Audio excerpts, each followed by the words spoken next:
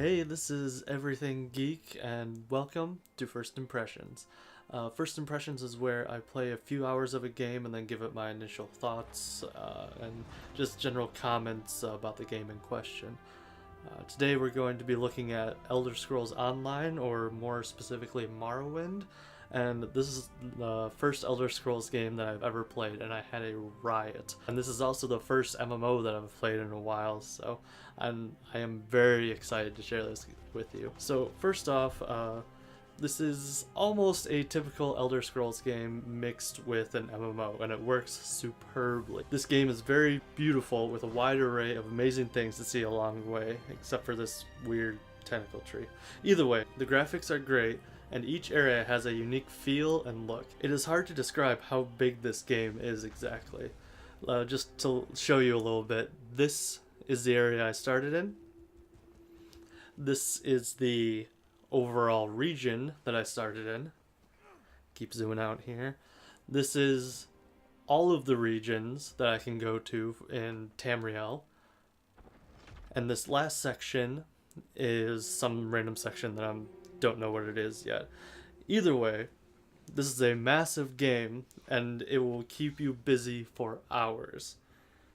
The world is full of characters, from these kind of common elves to this ghost ancestor that was part of one of the first missions that I did, and also this god that is worshipped by the elves in the area. Gameplay is fun and fast-paced, with a wide variety of enemies and many ways to dispatch them, either by using your weapons or powers that you are able to unlock. There are some things that I have found that might throw some people off who are used to the traditional Elder Scrolls way of doing things. This is an MMO, plain and simple. There are some mechanics that are slightly different from the traditional Elder Scrolls game. There's an emphasis on using powers that you assign to different slots that are on your controller or keyboard depending on how you play. If you have played an MMO before, this is nothing new to you, but if this is your first MMO, it could take some getting used to. Another thing that could take some time getting used to is the fact that there are different players in the world while you are playing.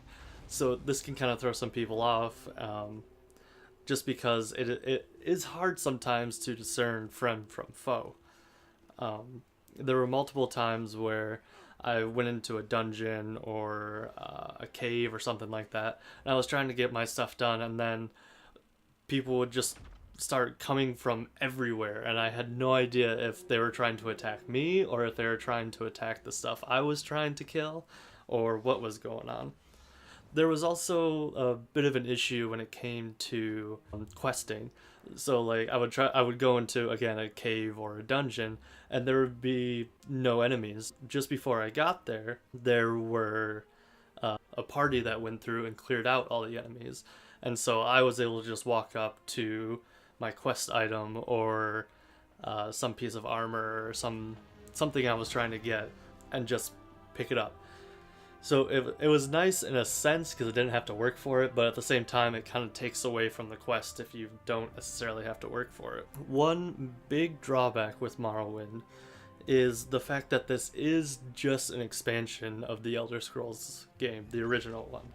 So if you have played the original Elder Scrolls, there might not really be anything new that will make you come back and spend $60 to get this brand new game.